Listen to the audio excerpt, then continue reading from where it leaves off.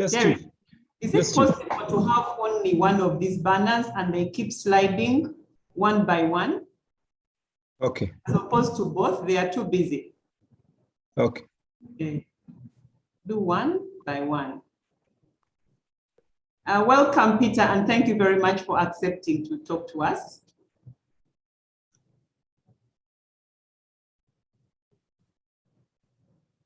Is he there? Yes, he's there.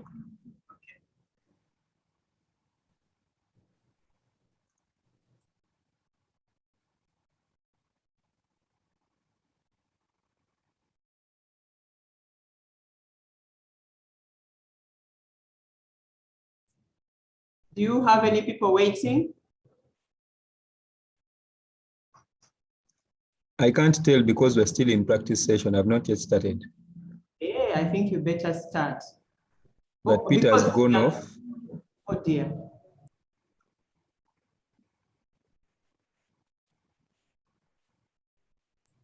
Benedict. Benedict?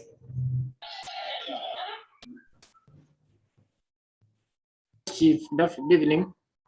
Yes, good evening. How are we going to do this? We had requested that panelists be in a safe place. Yes, I'm safe. And Peter had gone off and now we don't see his audio. Good evening, Peter. he's back. Peter is actually back. Good evening, Peter. Okay, we have a problem. Could you kindly call him and see if he can hear us, because we are starting soon. Okay, let me give him a call.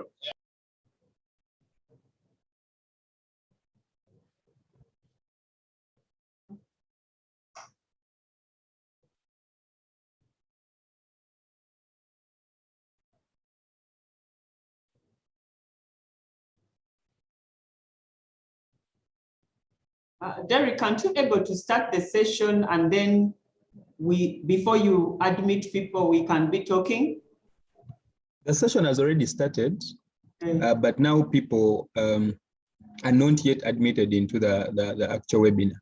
Oh, they are in the waiting room? Yes.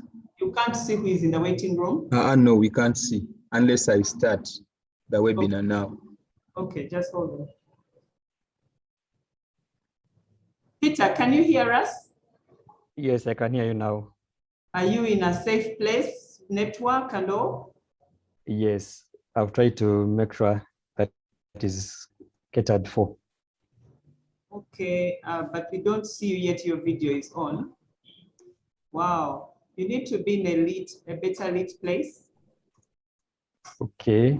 Are you able to face the light? Okay, let me try and do that. Give me a minute.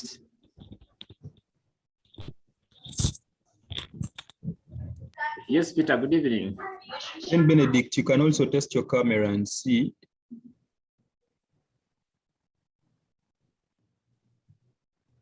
I think we don't have time. We only have 1 minute to go. Peter, let's just start off that way because we have 1 minute. Please open for people. I think we shall see Peter somehow.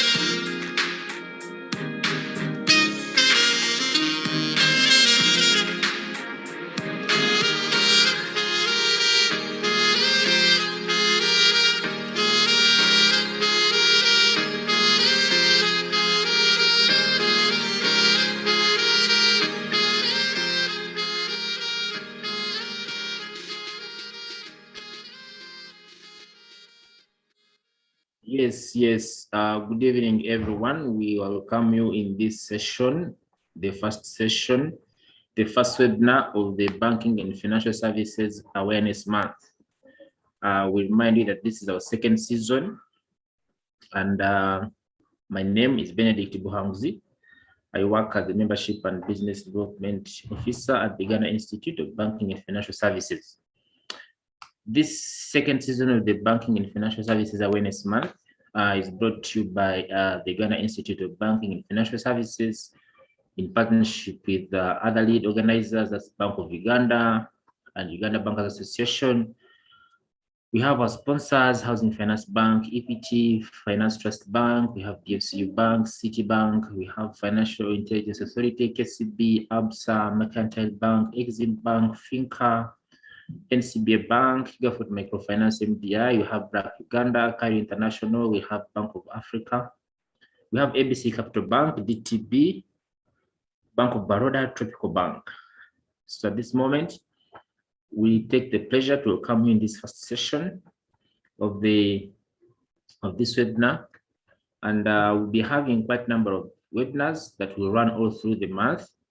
And the whole remaining period, we shall be running webinars in areas of personal financial management. We will be having webinars in the area of investment and loans. We look at we also look at another pillar which is in line with retirement and insurance. Then we also look at taxation. So all these webinars will be facilitated, of course, by the best and one of your own people in the industry. And today we are pleased to have one of the best speakers in this area, where we shall be having Mr. Peter Ntuma, who is a financial literacy coach, and he'll be taking us through today's session. And our main topic today will be running for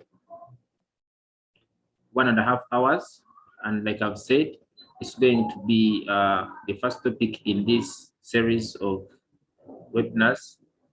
And without wasting more of our time, allow me to introduce to you our speaker, who is Mr. Peter Ntuma, like I've said, who will be taking us through this very key topic of youth savings.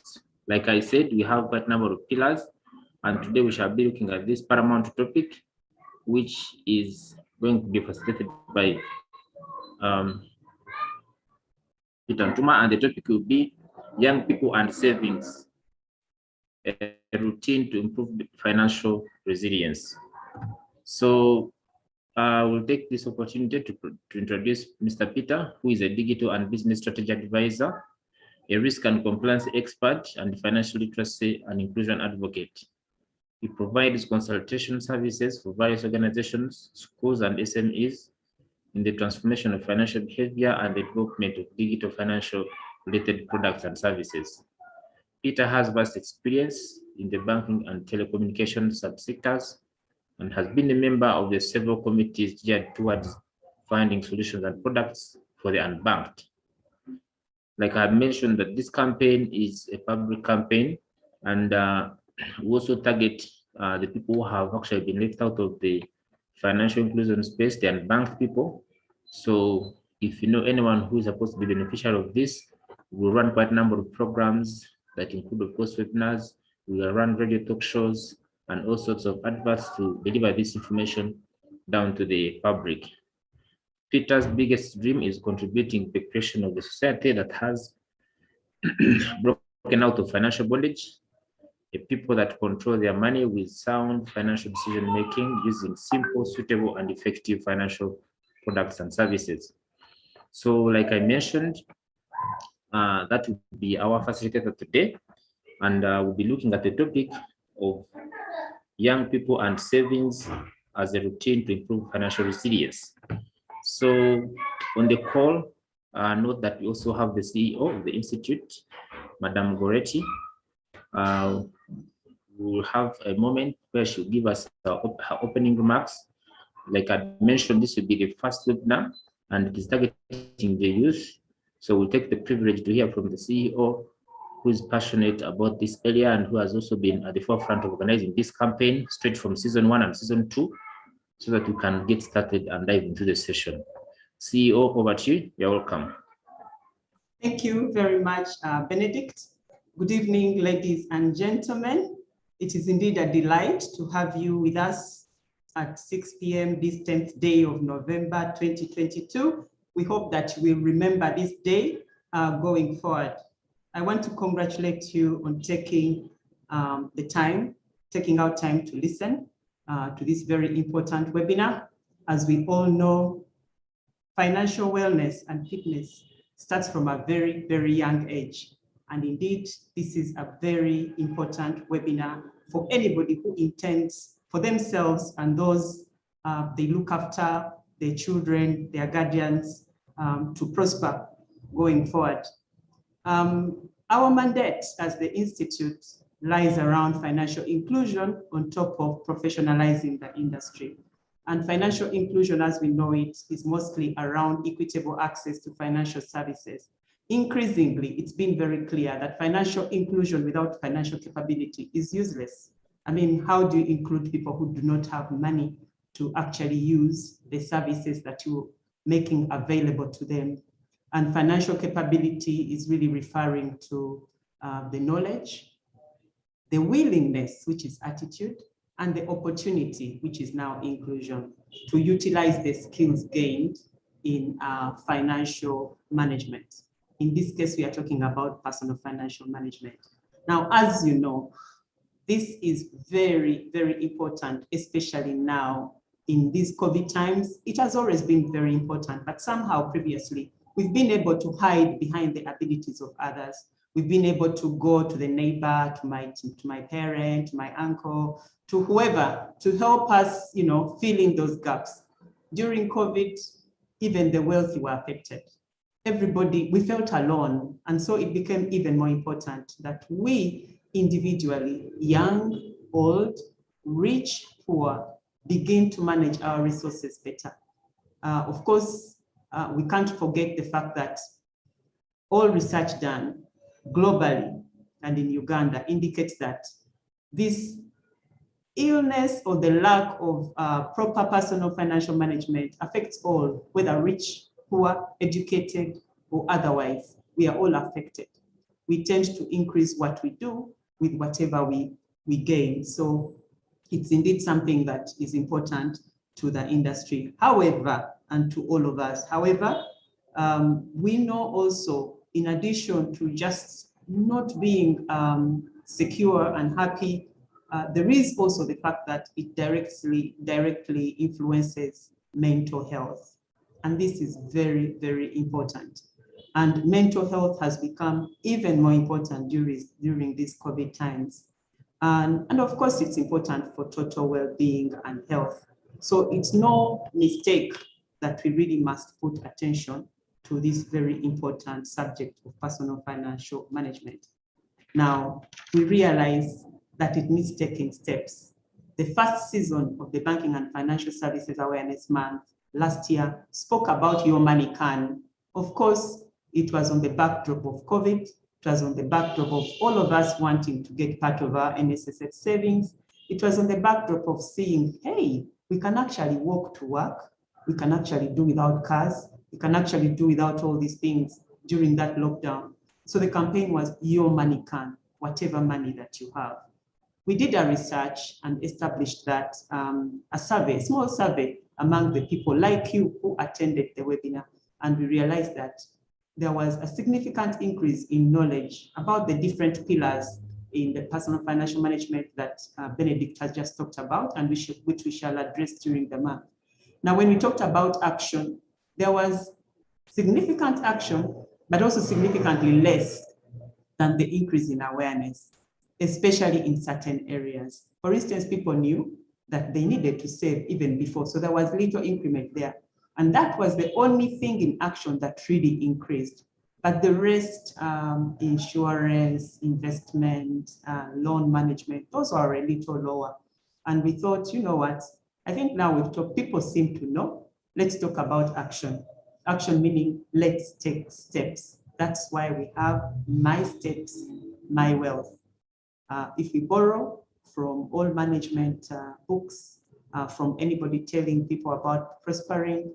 We know that if you have a dream without a plan, it's wishful thinking. It's a dream if you have a goal without planning.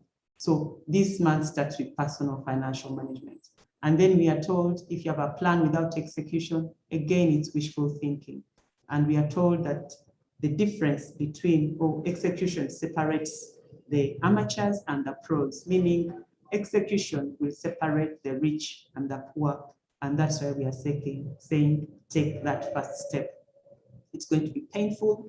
It's on the backdrop of our sports gala as an industry, where we saw people struggle to go through a fitness challenge. And we say this fitness challenge is very much like the physical fitness challenge is very much like the financial fitness challenge. And so we want to just call upon you. Let's challenge each other. Let's take steps. Whatever level we are at, we can be better. Can be better off. If you are wealthy, we can be wealthier and help others. If you are not, we can start from that journey. So with those very few words, I want to warmly welcome you to the month and challenge you. We also have a savings challenge that we would like you to get on, challenge yourself, challenge your children, challenge your friends, challenge in whichever way you can. Thank you very much, and I wish you a good webinar. Over to you. Thank you so much, CEO. Those have been pertinent opening remarks, and I believe whoever is on the call has really taken them with in the right spirit. At this moment, we want to start off the session, but before we dive into a real session, to hear from our moderator, our facilitator, allow us to run the first poll so that we can have a feel of the people we're interacting with, the expectations, and the state of different parameters that we have projected in this poll. So kindly run through the poll. It's already projected here. Click the appropriate option so that we can get the right statistics and paint the picture of this webinar, especially as the facilitator may want to take it on. Please, the poll is on. Let's go. Do not take long. To just take a few minutes, so kindly click appropriately. There are just 9 questions. They're not really questions, they just polls. So just feel free and click appropriately.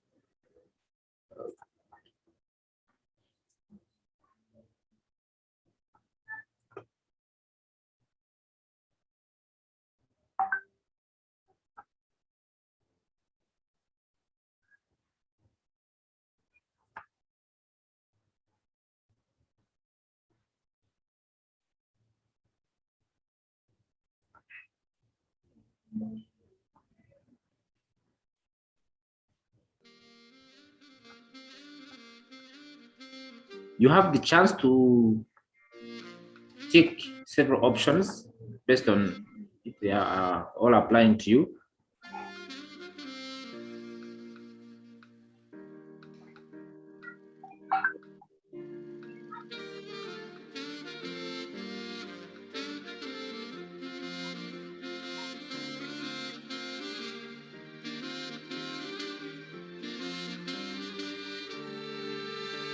Okay, me, I'm done. Please submit. Those who are done, can submit so that you can run the results quickly. We understand people on the road, others at home.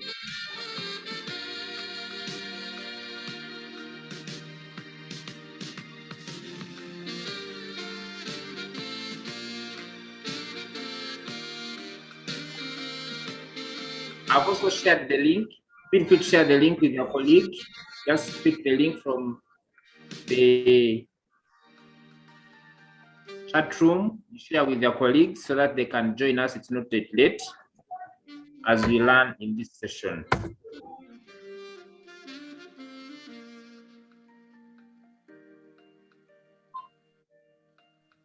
Okay, are we good?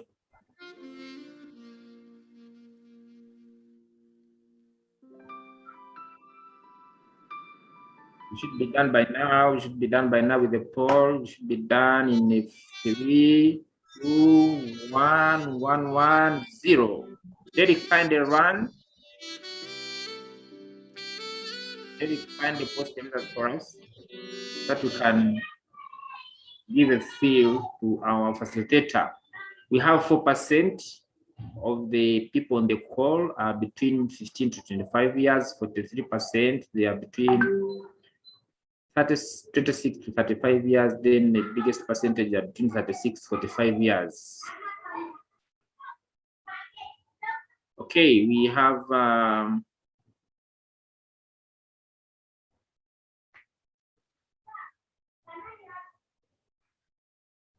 49%, they are guardians, 38% young people, 15 employers, 4 policymakers.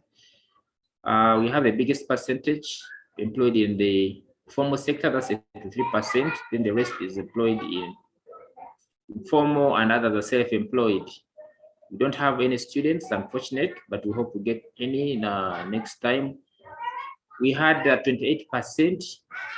They attended the previous campaign of the Banking and Financial Services Awareness Month. That was season 1, 2020. That's good. And the biggest percentage didn't attend. It's good that we have quite a number of people still coming on board to attend season 2. 81%, wow, have a dedicated savings account, and 19 of them don't have. Okay. What type of dedicated savings account do you have? 68 have normal savings account. None of them have students account. Like you said, you have no students. You have target savings account 26%, emergency account 9%, and treasury bills, bonds, those at 9%, trust fund 17%. We have 49% of the people on this call as members of Employee Provident Fund, others in Community Circle, 36% in Investment Club. Wow, 81% are saving with NSSF, and 32% are saving in Life Assurance Endowment Fund. And then we have 2% none. I'm pretty sure by end of this webinar we shall not have this figure. Then the parents have children bank account, that's 51%, education savings policies 32%, and none. Then we have 79% of the people, Peter, you hear this, are interested in having a course in financial literacy, me inclusive. Others are saying maybe. That's the end of our poll at this moment. And of course, I have to thank you for having participated in this poll. It gives us a picture and we paint a clear image on how we shall proceed, and also gives a direction on how the facilitator will approach this webinar. At this moment, allow me to bring on board our facilitator, whom I had introduced. Maybe for those who had not yet joined the call, we have Mr. Peter Ntuma, who is a digital and business strategy advisor, taking us through this session. Over to you, Peter. You're welcome.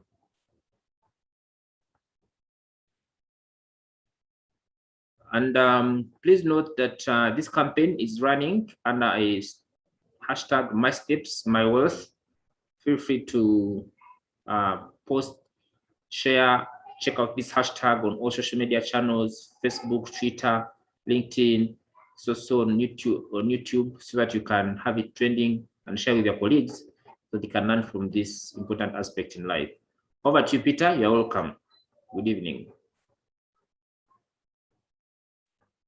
Thank you so much.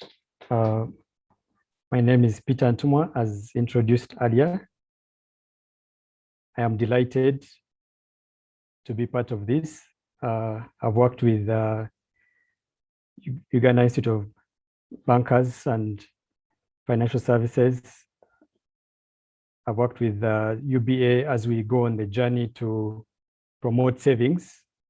And this gives me great joy to be part of the training team. And I look forward to an eventful evening. Allow me to share my screen.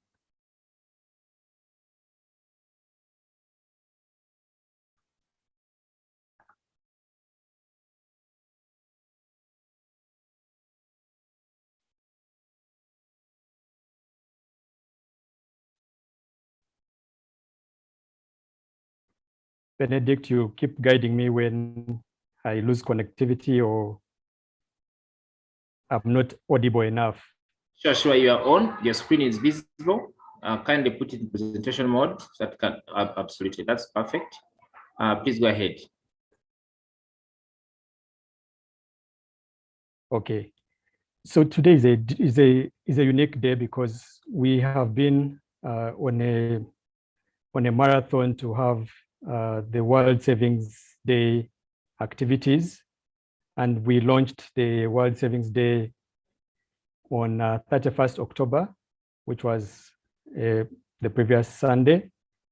And while at it, we encountered quite different views on how to promote savings in Uganda, and especially the young people, the youth, the different groups of people who are the women, children, refugees. And as such, one of the activities was to train people and let them know what is out there in the market. So today, I'll be with you on a long journey. It's quite, I hope it will be interesting and enlightening. I'm going to request that I turn off the video just a bit so that we can, to improve the quality maybe. Is that okay?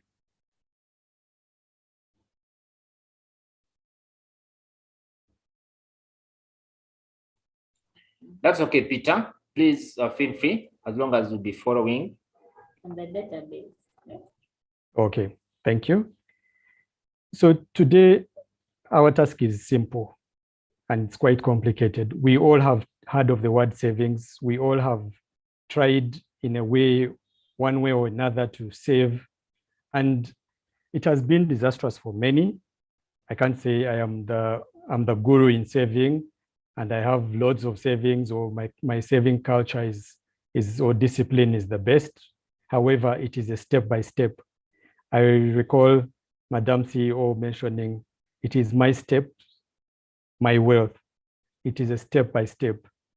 And according to the Strategy for Financial Literacy in Uganda, they try to define savings as simply as putting aside part of your current earnings for future use. Anything small you can put aside becomes a saving if it's going to be for future use. And we look at all sorts of uses for the savings. What are we saving for? And many times we look at there are things that come abruptly. Those are emergencies. You never know when you're going to fall sick, or when you're going to get hurt, or you're going to lose a loved one. So if you're not ready for such calamities or eventualities, then you'll be taken aback. You get into borrowing, you get into inability to meet obligations. So we look at savings for emergencies. There's saving to meet monthly expenses. We all have rent, we have food, we have those small bills that we pay. However, imagine a person who earns money on a daily and you're not able to have the money in lump sum to pay your rent at the end of the month. So the best way to do it is you save each day as you earn, and then you're able to meet your expenses. There are events like weddings, birthday parties, because we're looking at mainly the youth here in this category. Even the older people, they have all these requirements, and you need to have money aside.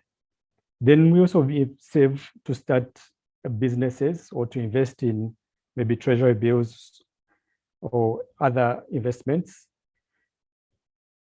Some of us save for old age.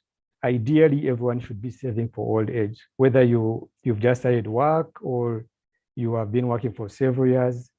Old age is inevitable. There will be other modules that will be covered by UIBFS during this period that will tackle this in depth. And then we always tell people, how do we teach our children and encourage them to save? Many people say, you see, monkey see, monkey do. If monkey doesn't see you do it, how will it pick up the trait? So we always have to be out to teach and encourage the children how to save.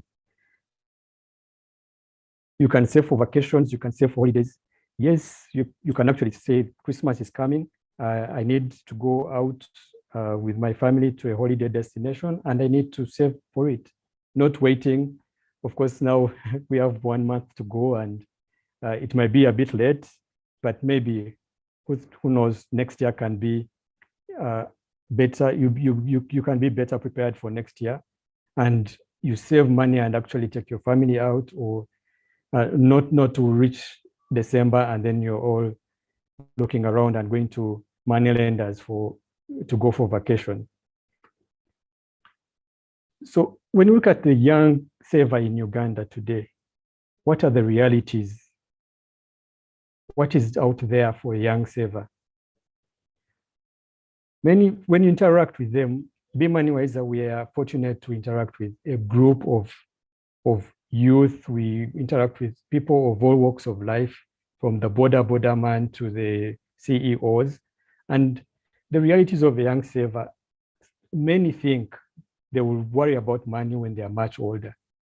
There's, if I can put it in vernacular, Zenchali Muto, I'm still young. I don't have to worry about this stuff. So you see them partying, you see them doing all that stuff.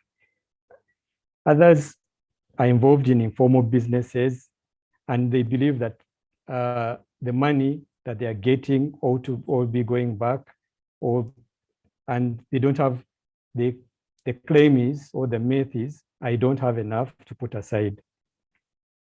Then the ones who receive pocket money and handouts.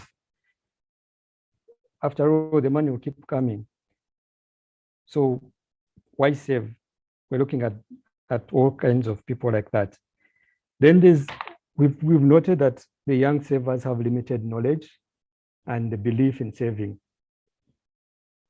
We are now making a deliberate effort to go out and teach the youth in clubs, in schools, in universities, that there is all this information out there. You need to pick it. It has to be on your fingertips. And then there's this thinking that because of COVID-19, saving is impossible. We are not earning as much as we used to earn. Then a lot of people are out there seeking to earn more than there is. And they think there's no need to save. Everyone has to save. That one, I think by the time we leave this training or this discussion this evening, the number one thing we have to have at the back of our minds is we need to save. There is an urgent need to save.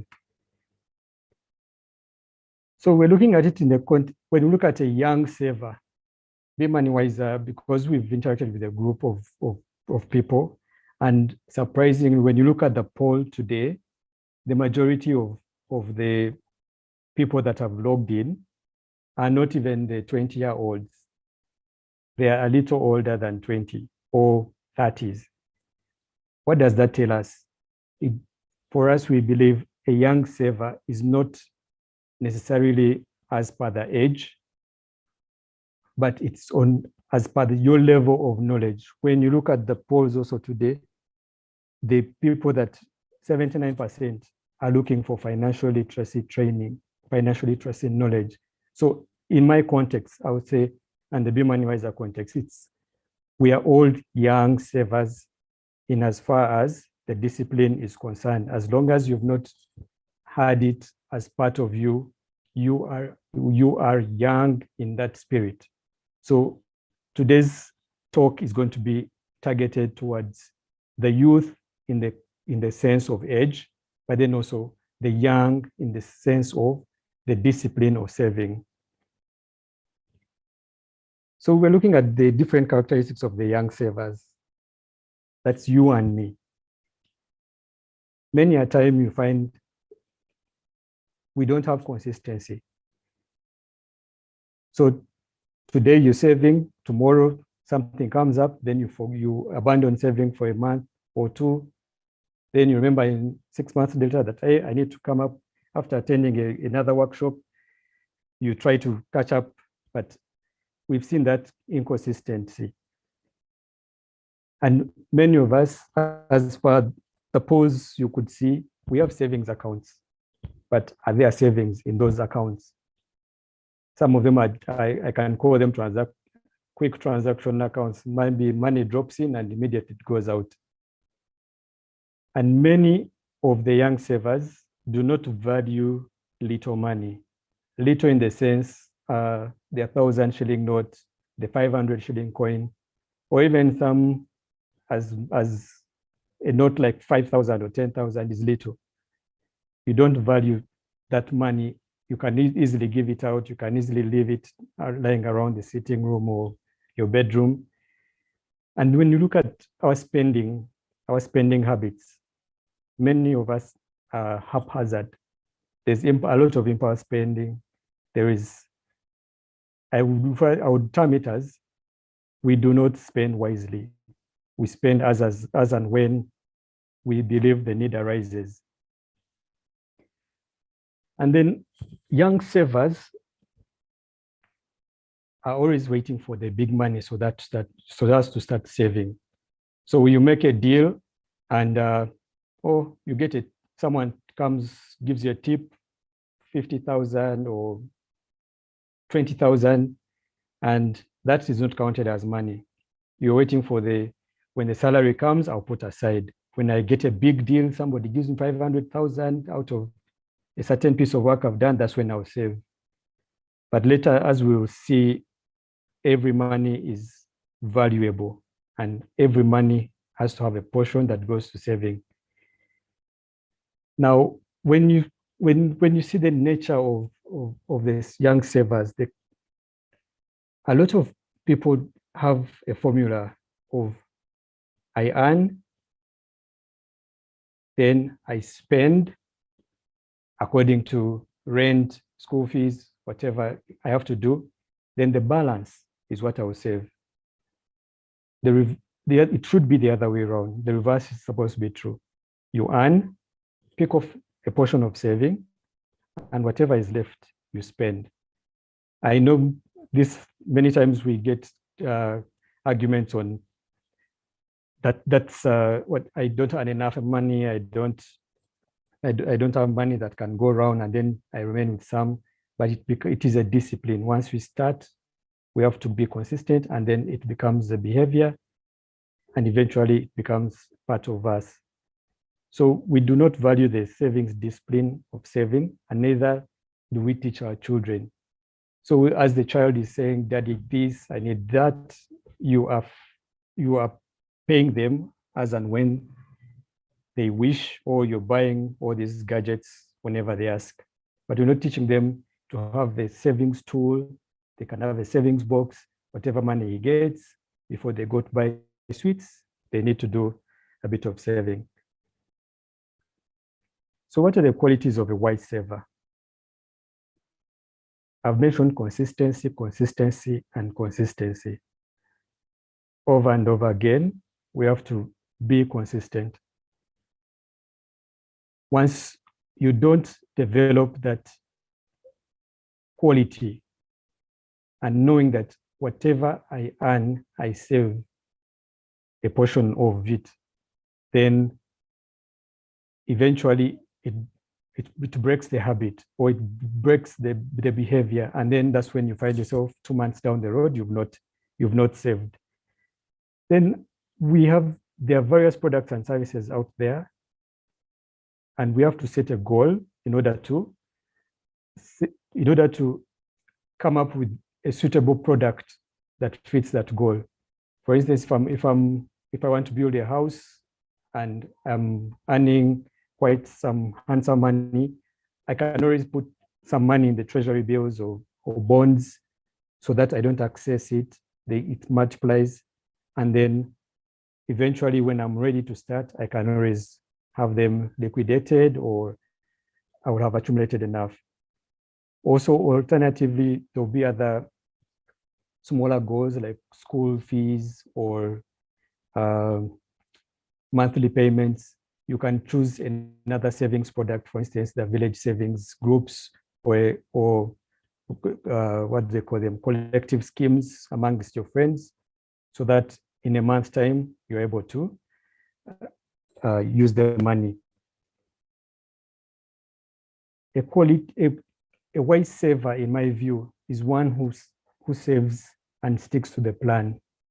So if you are looking at a goal set and you save 30%, 40%, 50%, and something comes up and it is diversionary. So you find most people have been saving for school fees or have been saving for buying a car, then another event comes in and then I divert the funds. So we look at all those. It does happen that these challenges come up, but it's how you stick to the plan. And then we always have to say no, learn how to say no.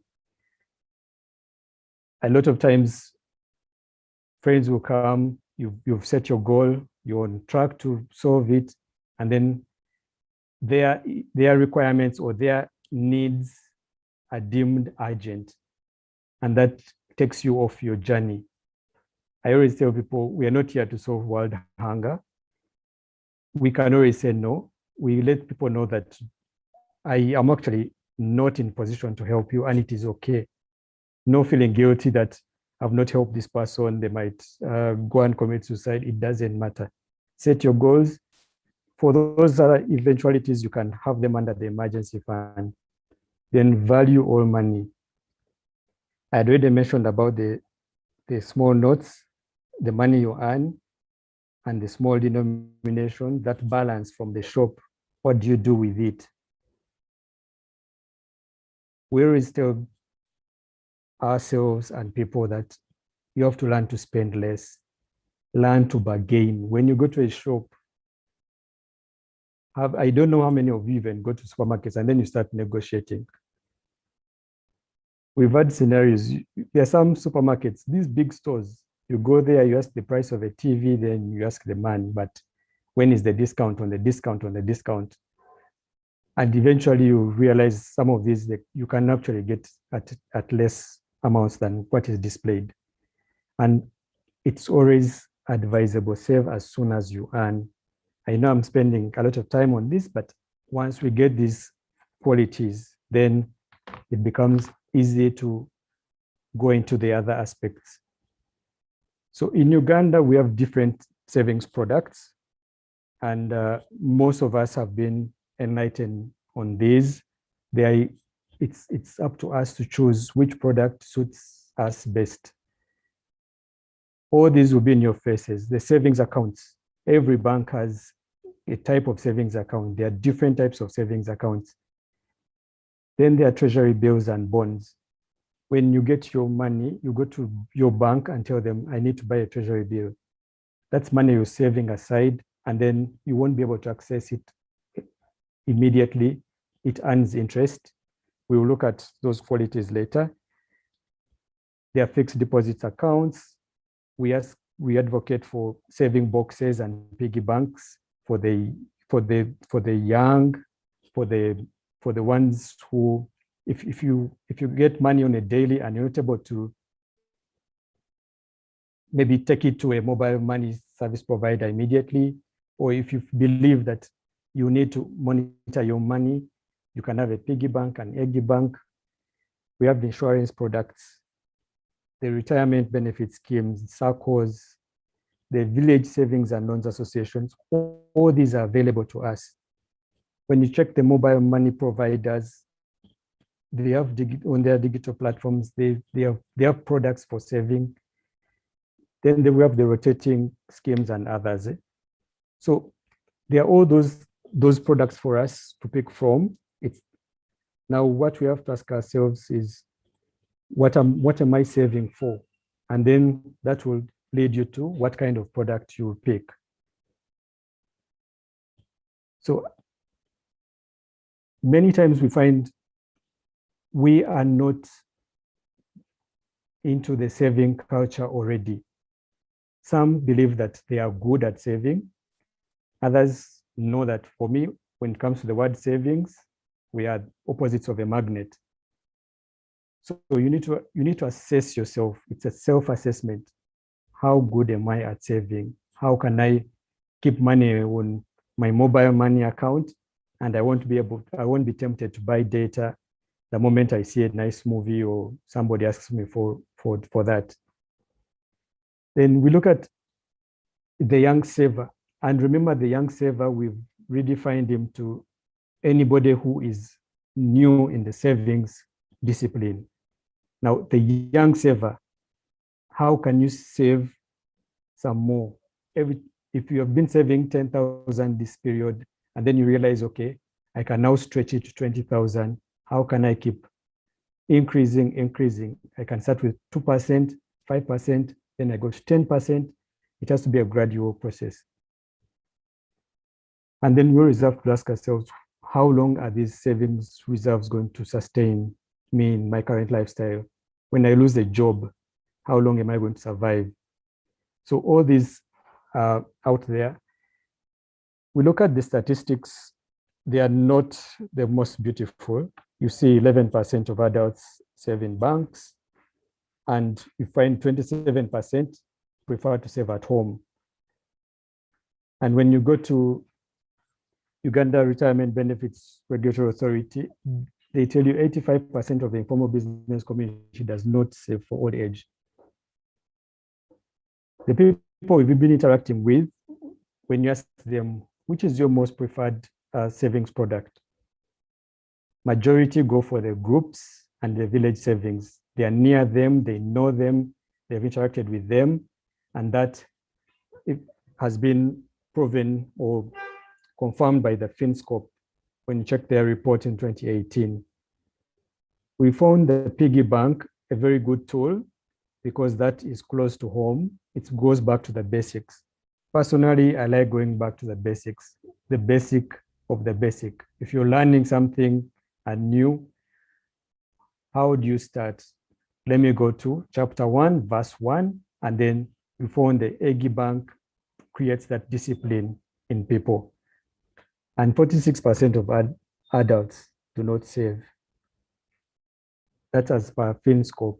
And that is a very alarming number, because eventually, when we interact with even up to the ministerial level, that is their biggest concern. Because people are not saving, they can't even tap that money to do domestic borrowing. So it becomes one of the black areas for the nation. So we tell people, when you're choosing a savings product, what are you looking out for? Number one is safety. I need a savings product that I know tomorrow I will not go to that institution and it will be closed, or somebody run away with my money. I need to get an institution where I'm choosing a product that earns me interest. Money does not just sit in a place and does not earn.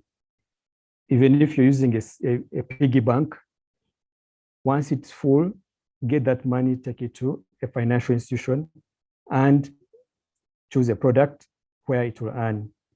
Then you need to look at affordability. Some of these accounts have crazy rates, or the fees in which when you're going to access your funds are not affordable. So look at affordability. Then the ease of access. Ease of access can be in two ways. The first is, how easily can I withdraw that money? And that's the example I gave, where you have some products where it's as if you've not even saved. Every time you want to get the money, you just go to the ATM and withdraw it. So how easily can I get that money?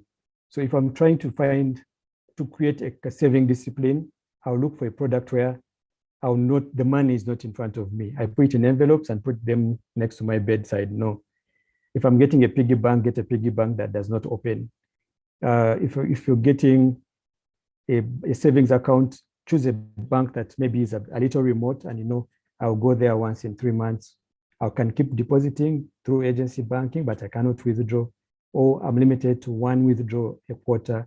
So such are advised.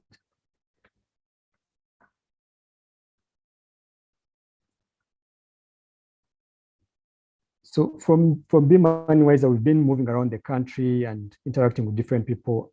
And there are all these myths that people have. Some people believe that they will save when the money they have is adequate. And from experience, you find that there's no money that can be adequate.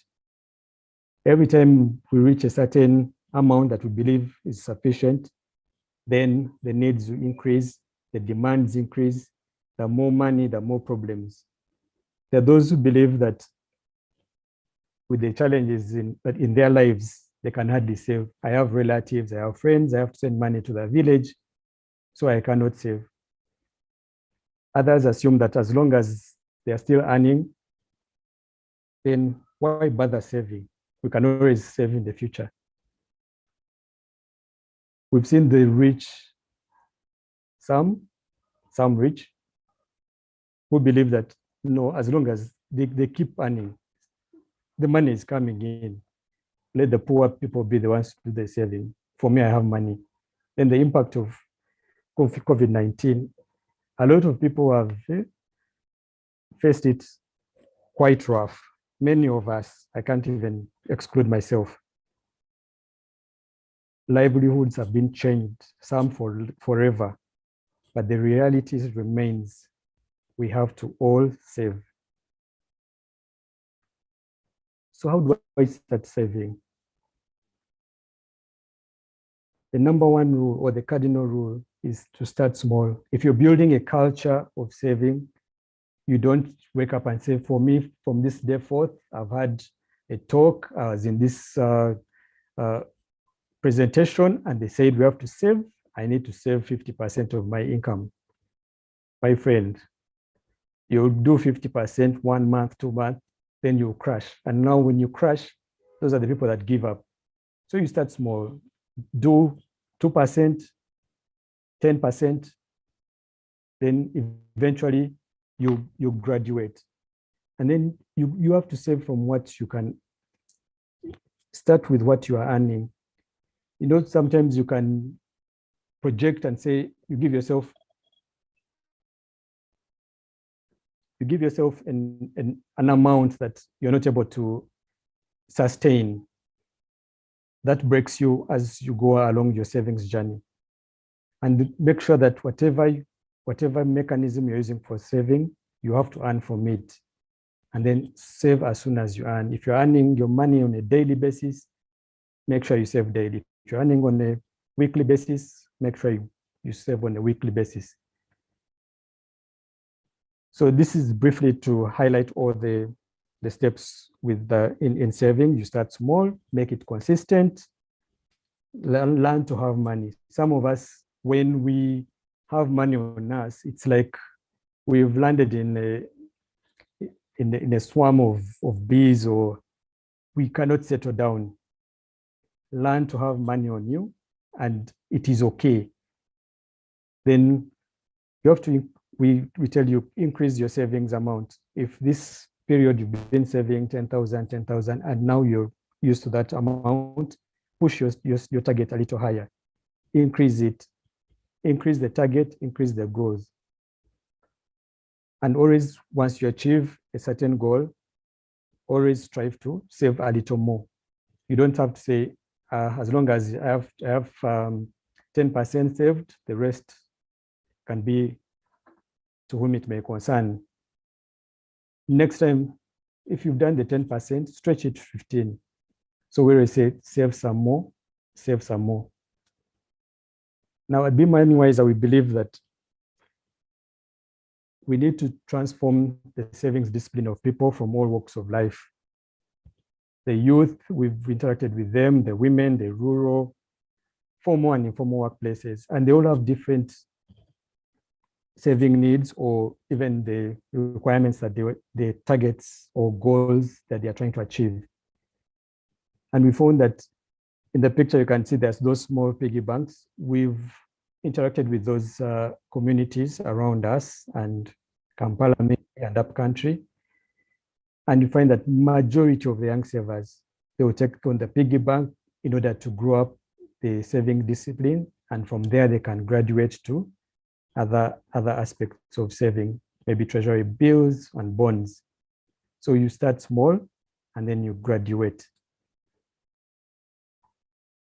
Here, I was trying to demonstrate to you some of the beliefs we have. We've come across people who say the piggy bank is for children only.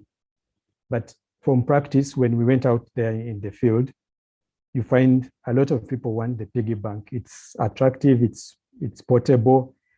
You can access it as and when. So for instance, if you leave work late and you cannot able to find a mobile money agent to deposit your money so that you do bank to wallet or wallet to bank transfer, you have your piggy bank, you can put in your money and they can hold quite a substantial amount of money.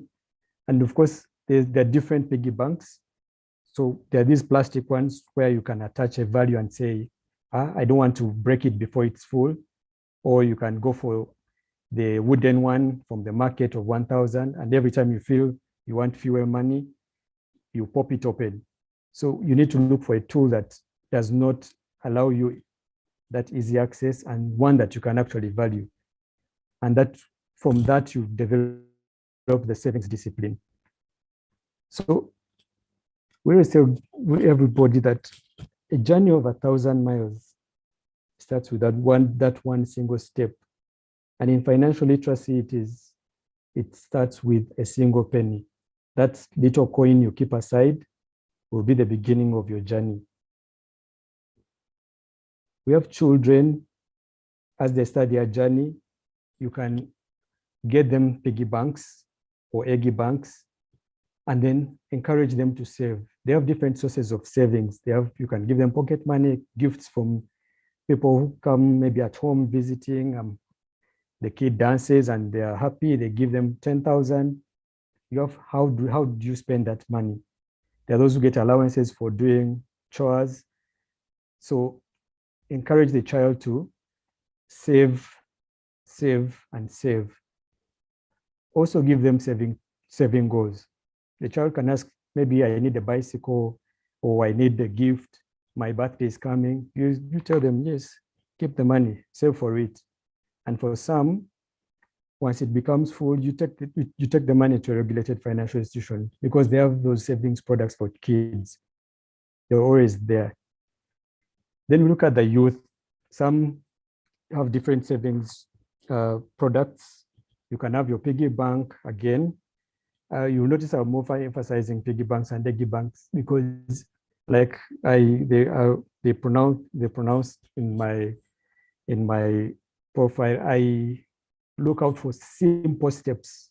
I've been a victim of trying to keep money and then you wait and say, once it accumulates to a certain amount, I will take it where I'll open a TB then.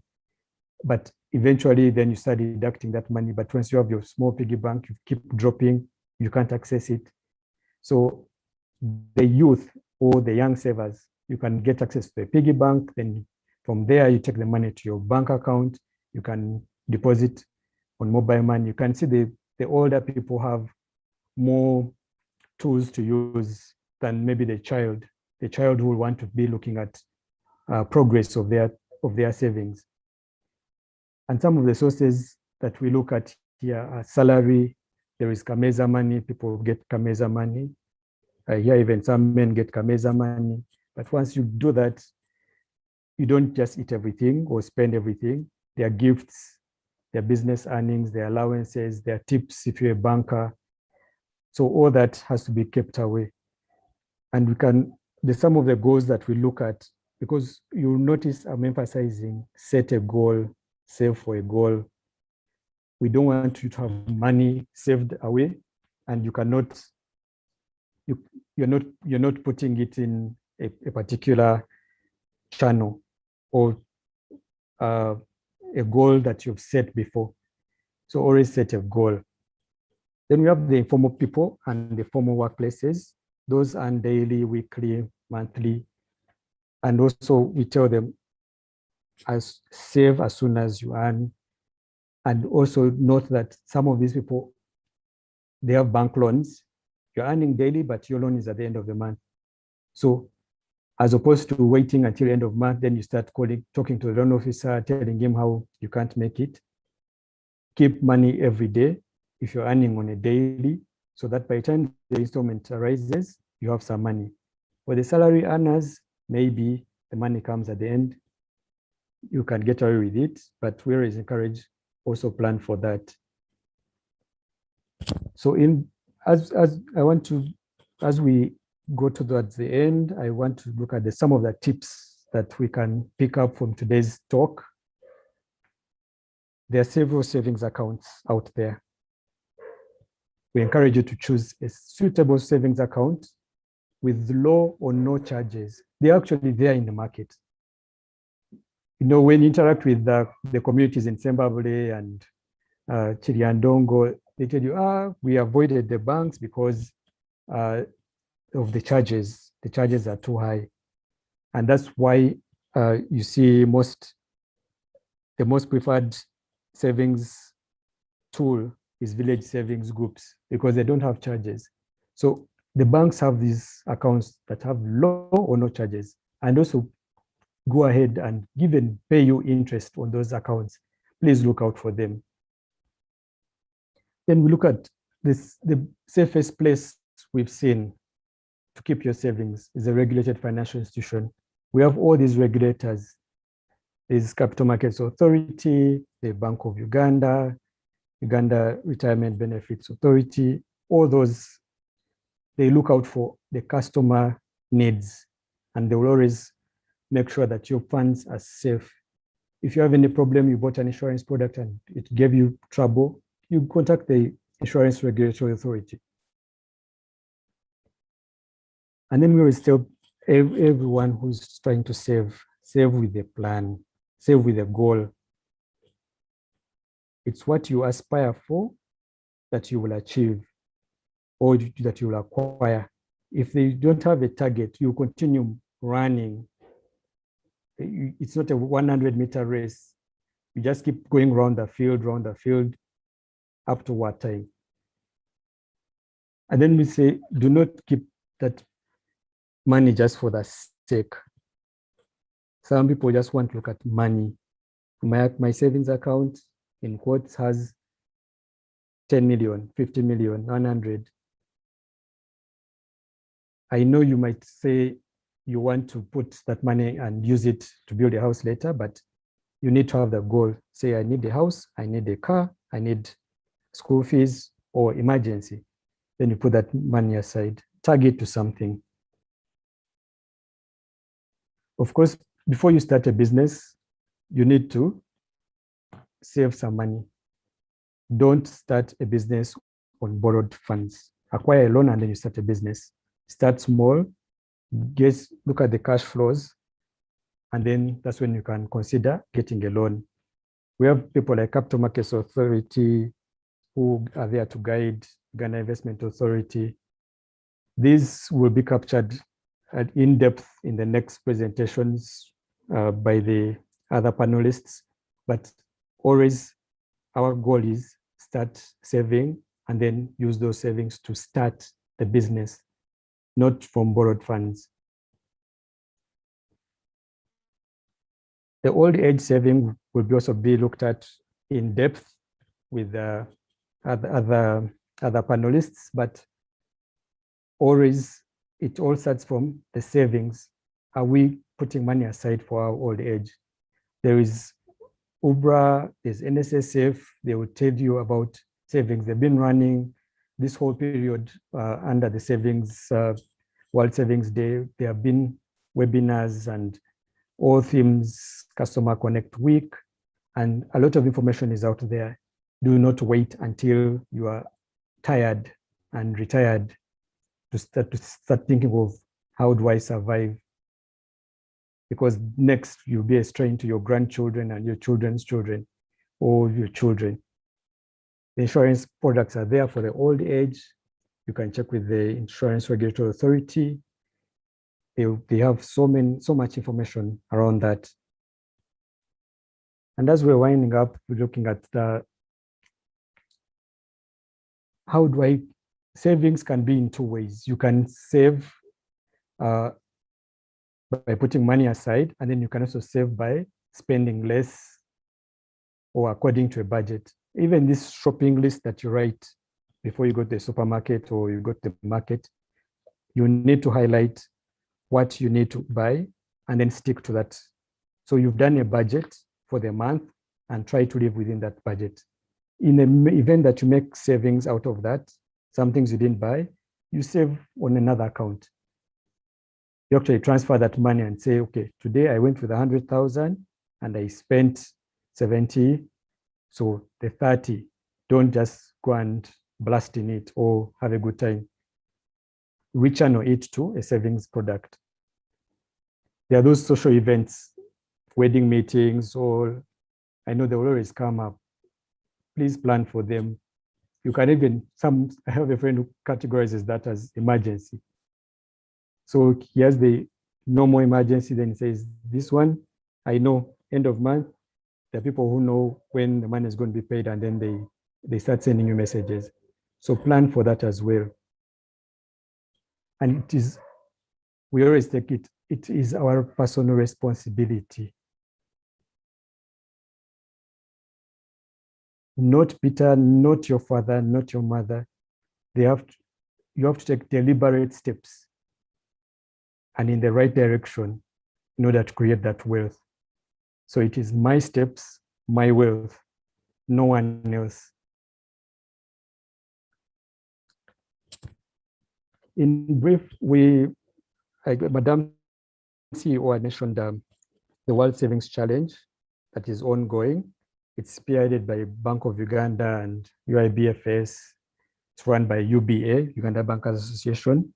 So all the financial service providers are taking part, and it's going to run from November to January. And we would request that you visit your regulated financial institution. Just go and ask them the products they have, and then make it a personal challenge. It's not a competition that you have to win big or you're going to win a car. No, it's a personal challenge. How am I going to instill a savings culture and grow my savings as a person? So we always tell you, go out there, visit them, and then by 2022, we'll do an assessment and see where we are heading. Has it helped? Has it grown? And we believe that you have to save as soon as you earn. So as in today's talk, I know a lot has been spoken, a lot has been said, but there is that word called telekako. Have you kept something for yourself? One of the products that I have been championing, because my background is a bit of digital and IT. So there is a telekako app that was developed with by BeMoneyWiser, and it helps you track your savings. So you look at, I've set a goal. You set a goal in the app. Then once you set the goal, you start depositing money aside, either in your bank account or your savings. And then you're able to track, am I 20%, 30%, 80%? And then it helps you track. The more you monitor your money, I think the more you get excited about the rewards. So we always tell people, telekako, make sure you save some more and save as soon as you earn. Thank you so much. And it was great presenting to you what I had. Thank you. Over to you, Benedict. Thank you so much. Thank you so much, Peter. This has really been insightful. And based on the comments that are coming in from the comment section, they are really appreciating. It's been an insightful presentation. I, for one, picked quite a number of things. Save with a plan. Be consistent, and you have to start. No matter what, no matter how little it is, you have to start. And at this moment, I think we are open for questions. Please feel free to post your questions in the commentary section. We'll pick them and post them to the presenter so that we can have them answered appropriately. At this moment, allow me also to recognize some people on the call. We have Madam Tilda Nabanja. She's the head of financial literacy section at Bank of Uganda. And thanks Tilda for being on the call. Tilda has also been and still instrumental in this campaign, together with quite a number of partners. They've been so supportive and they continue to support from the time we launched this campaign. And we also have the savings challenge which is ongoing that we shall also be unleashing to the community, to the public. It's going to run up February next year. So this campaign is going to go on and on and on. It's a behavior change campaign to make sure that we adopt to this habit of saving. So Peter, we'll start with the first question. Like I had mentioned before we took the pause, we realized that we have youth, even teenagers, they are on the call. We have Rehema Kazungu. She's saying, hi, I wanted to know, what if you want to save for something like a phone? How do you go about it? Do you recommend her to save 100% of it? Maybe I think she wanted to know, oh, would she save something and then maybe the parents add it for her? What do you advise her? She wants to save for a phone. Over to you, Peter. It's very simple and precise. I would say save as per your earning or as per what is comfortable for you. You might want a phone, but it's a high-end phone, and you won't have the money at the same time. You get if you're a student, you get your pocket money on a weekly basis or a monthly basis.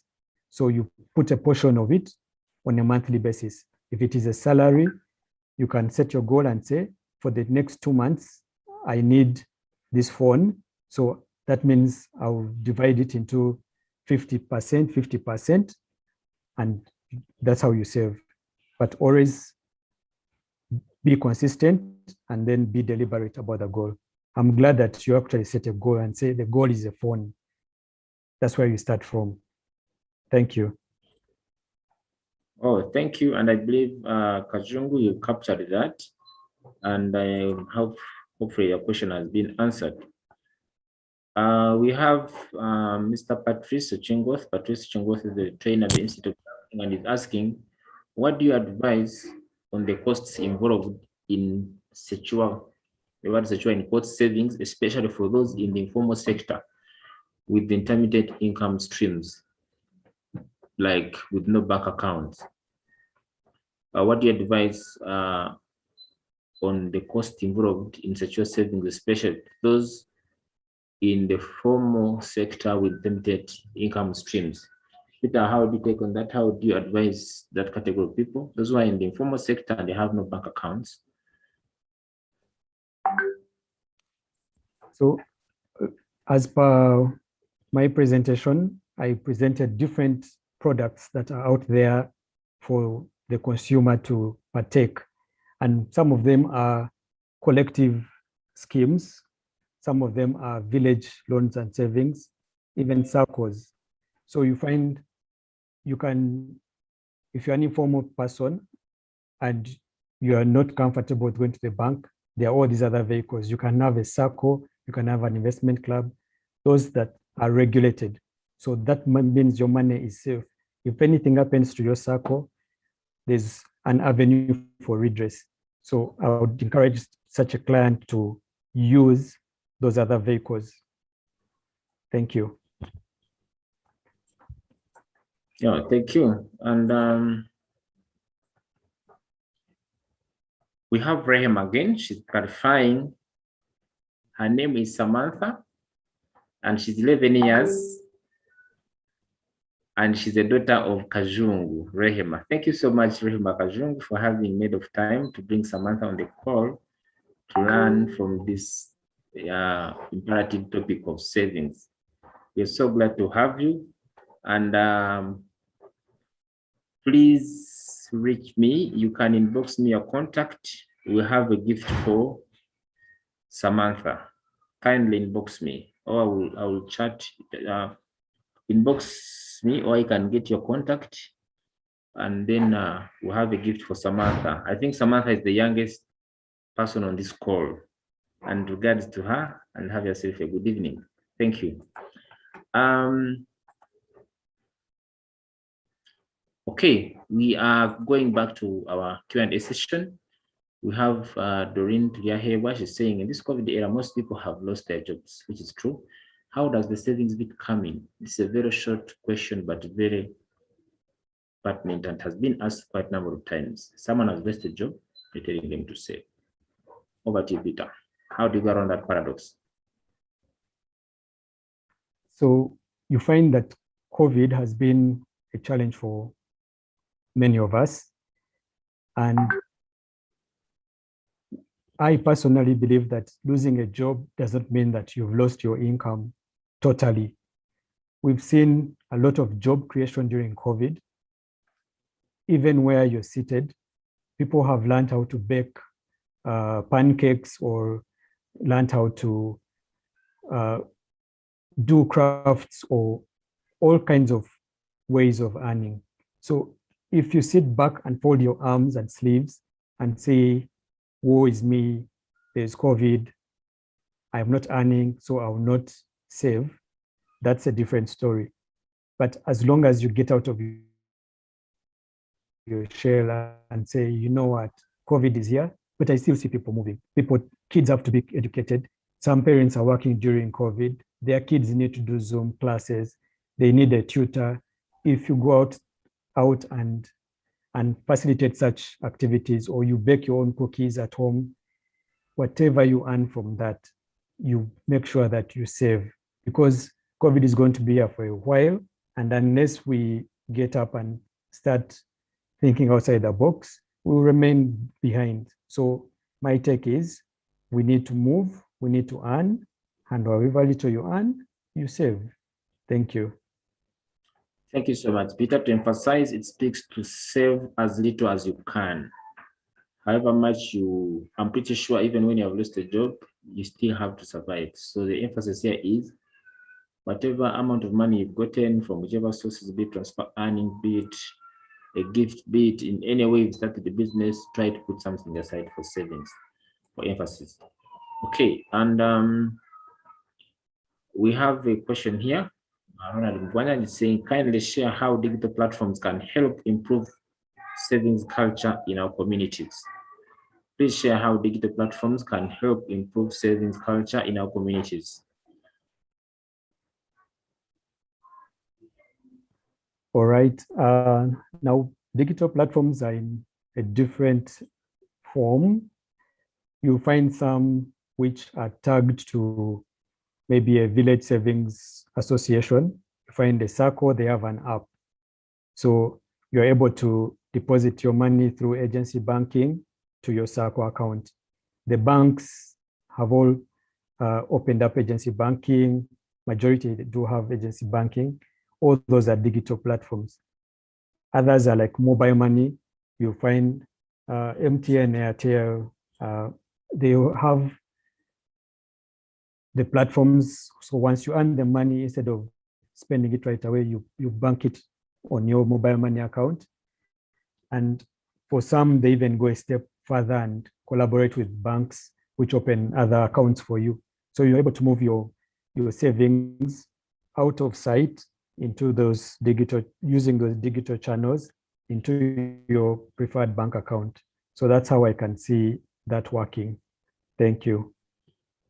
Thank you so much, Peter. That prompts another question. And one of the reasons that have actually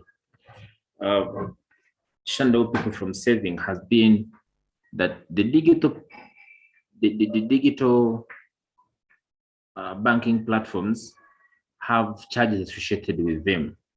If someone is pulling money from a bank A, from his mobile platform and pushing it to the bank, there is always a charge which is attached to pushing those monies to the bank account. And usually most people who would want to save, take for instance, if someone is sending 500,000 shillings to the bank account and is being charged over 8,000, that somehow frustrates the savings efforts. So, as MoneyWiser, as Be MoneyWiser, what are some of the steps have you taken to at least indulge, or what some of the strategies do you think can be put in place for the regulators to come and cause some action to reduce these digital banking platforms? Because we understand they're intermediaries, they're intermediary fintechs. When the monies are pulled from a mobile platform and push the bank account, it goes through an intermediary firm. Then the intermediary firm also has a charge. Then the bank also charges. You find that the clients' monies have been reduced somehow, and in the long run, other people, that's why they prompt to, they resort to having their monies kept home. So what's your take regarding that? And we've seen the central bank coming in at least to regulate the telecom mobile banking sections, and we want to know, is there any step or is there any plan towards that direction so that you can see a reduction in the digital transaction charges, and in the long run to be able to help the people to save using these digital banking platforms? What's your take on that? Okay, that's a really, can I call it, challenging area to delve in. However, we've seen the regulator, right, coming in to manage the operators in as far as the pricing is concerned. It's a capital economy, I know, and many times they will tell you, let the forces of demand and supply take over. So we have not gone directly to influence the charging of such digital platforms. However, our job is to educate the public that there are alternative products out there. There are other digital channels out there.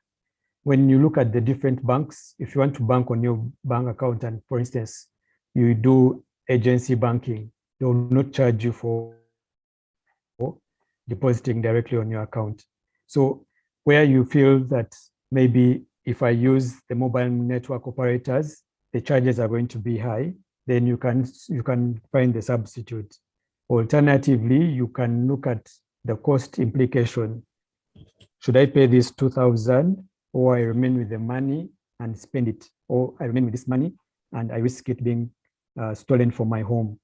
So when you look at that loss that you can incur, you would rather move to a mobile operator and send that money to your bank account at a fee. So in terms of charging, that is strictly regulatory and demand and supply. We can't change it so much. Thank you. Thank you. Absolutely.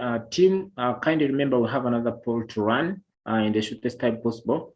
We'll be running a poll. Feel free to attempt this poll so that we can get the feedback regarding this webinar, as well as the subsequent webinars.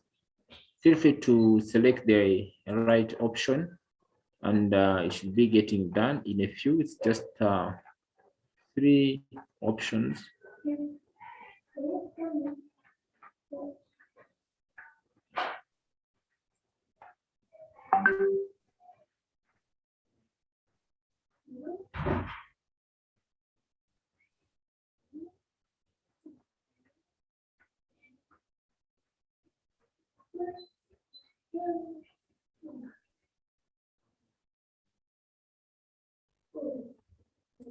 Okay, I'm done myself. I hope you should also be getting done. There are just a few questions, and I'm pretty sure we should be getting done in 3,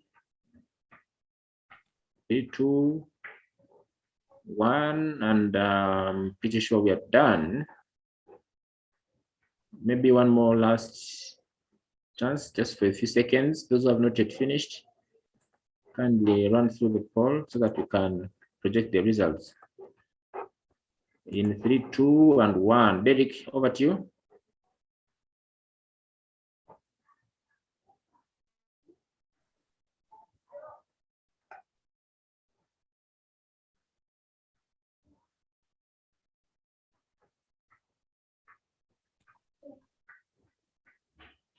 Okay, we have 76% of the people in attendance rating this webinar as very good. That's pretty nice. And 24% rating it as good. Okay, thank you, Peter, for your job well done. And we have the second question, what proportion of information was new to you? We have 72% saying some of it. And when can you use this session information? 90% of them are saying as soon as immediately, and definitely we have to share this presentation to the people who have attended this session through your emails, which I believe have been captured in the chat. We have Alvin Abajo is saying he's finding it hard to save because of many financial and social obligations. How is one supposed to be able to save yet they earn little or just enough to meet their daily costs? I think this is a very good question. Over to you.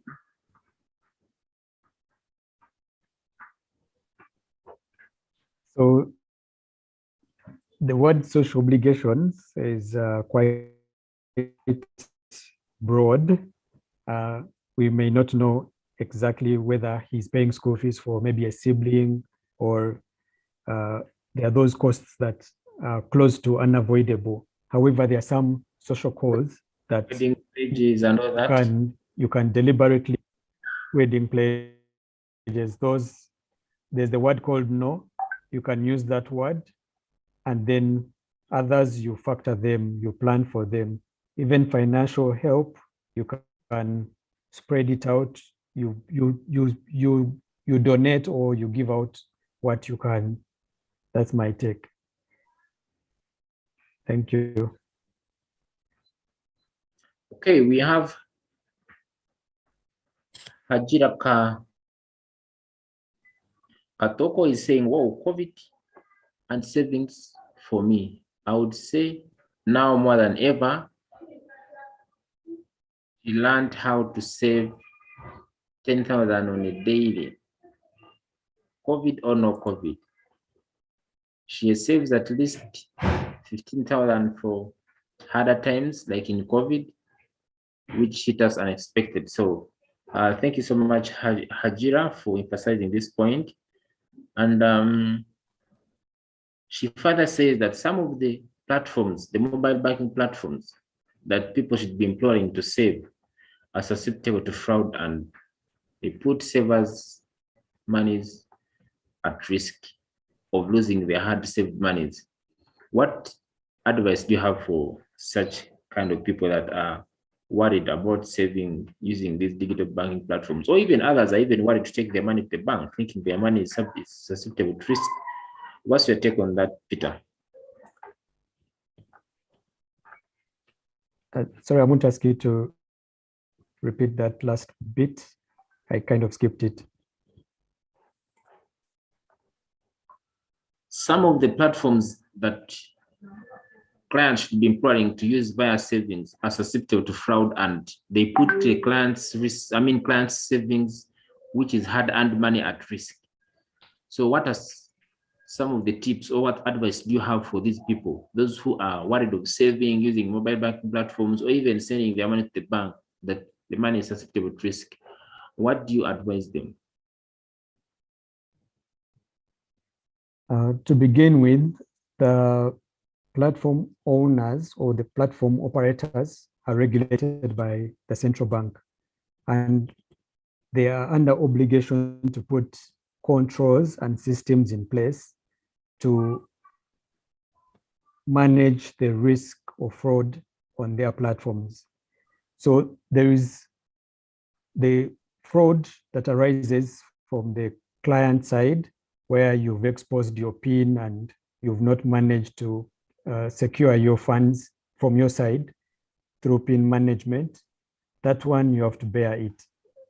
And it is our responsibility to keep our PIN secure, and our maybe OTP, where is getting these messages.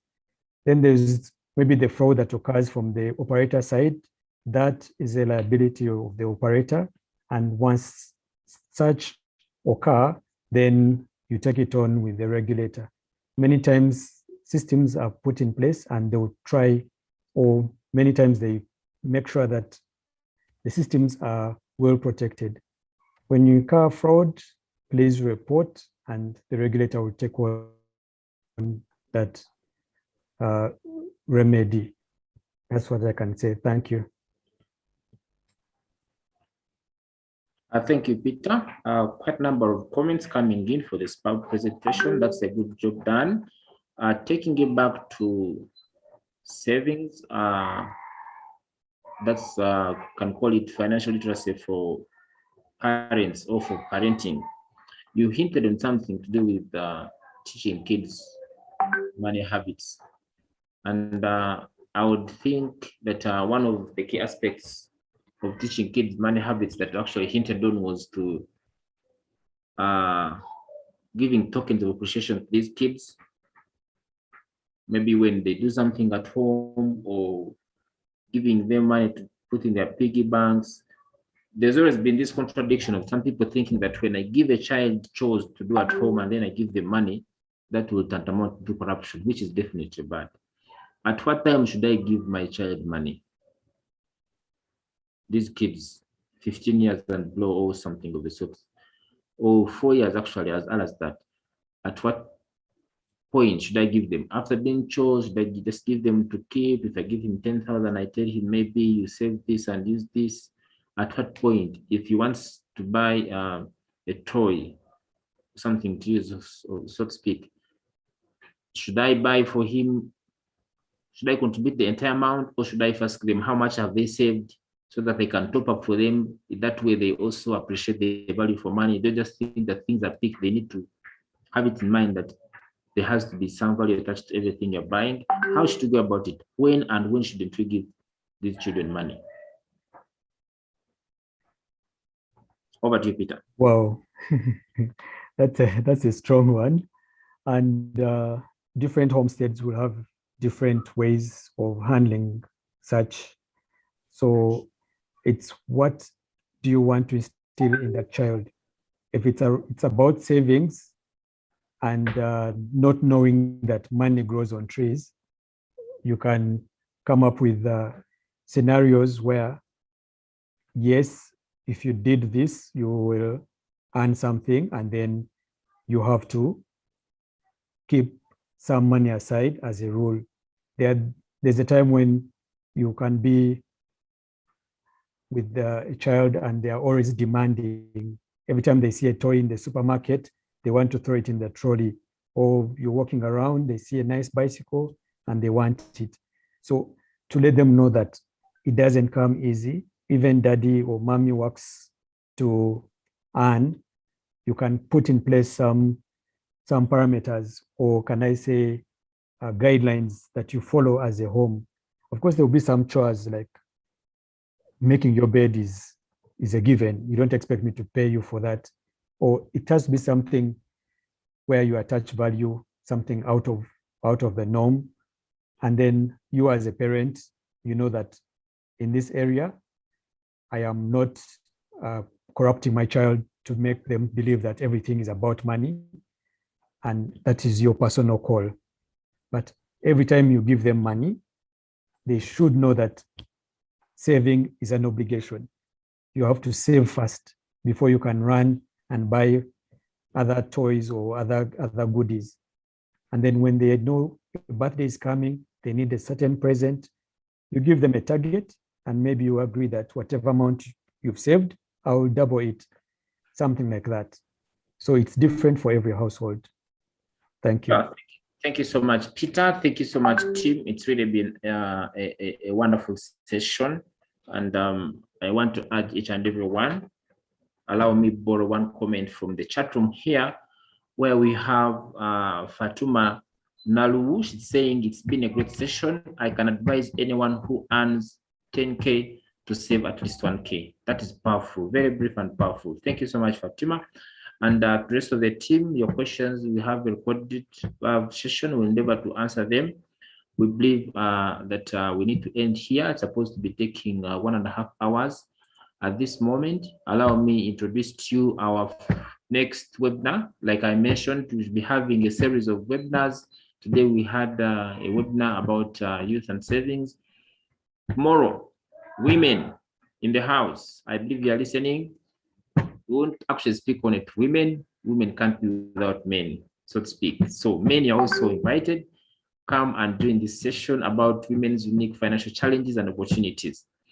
We believe it's going to be a very good session. So please feel free to share this flyer, share the link. Those who have not gotten it, look for it. We have it posted on all our social media channels, Facebook. Check out the Uganda Institute of Banking and Financial Services, Twitter handle at UIBFS. Check out our YouTube channel as well. Everything is uploaded on this platform with the link, and every webinar that's going to be facilitated in this campaign. We look forward to having fruitful engagement with you. So tomorrow we have Ms. Marietta Naiga. She's the head of Risk Housing Finance Bank. She'll be taking us through this session, Women's Unique Financial Challenges and Opportunities. It's going to be at midday. Please take note. The link is over there. If you want it, we'll also share it again. And from this side of the Institute, we much appreciate for all those who have attended this session. To our partners, like I mentioned them, our lead organizers, Bank of Uganda, Uganda Bankers Association, and all the sponsors that have participated in this. We thank you so much. And let's hear from Peter. Kindly give us your parting shots, and we close with this session. Over to you, Peter, your parting shots. Thank you so much. It has been a pleasure. My parting thoughts will be, whatever you earn, Tedeka ko, save some more, and then save as soon as you earn. Once we get through that, I believe the savings journey will just be a sail through. Thank you so much. Thank you so much. And to those who have been tuned in, allow me get one person. I'm seeing Brian A, your hand is up. Mr. Facilitator, even if you have given your parting shots, kind of allow me to ask Brian A, give us a vote of thanks and a closing prayer. Brian A, kindly unmute yourself, give us a vote of thanks and a closing prayer. Brian, are you there? You are able to speak, unmute and speak. You can even put your camera on. Any other volunteer? Yes, Brian? You have the privilege to close of the session. I've handed over to you. Give us vote of thanks and a closing prayer. Okay, thank you very much. Sorry, I'm just still in transit. I've just reached home, but I've enjoyed the presentation. It was timely. I loved it. I'm sure everybody also loved it. And thank you. I very much appreciate. For the closing prayer, let us humble ourselves for prayer. Our Heavenly Father, we humbly approach you, thanking you very much for the gift of life and opportunity to interact, opportunity to learn more, and opportunity to be better for ourselves, for our families, and indeed for the country in general. Father, we pray all this through your Son and King, Jesus Christ. Amen. Amen. Thank you, Brian. Maybe, Brian, can we know you? Which bank, which institution, where do you work?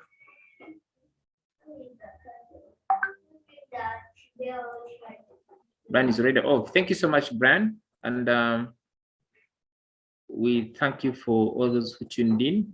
And we beg to close of this session. See you tomorrow in another session. To be at midday under Women's Unique Financial Challenges and Opportunities. Have yourself a good night and stay safe. Bye. Over to you, Derek.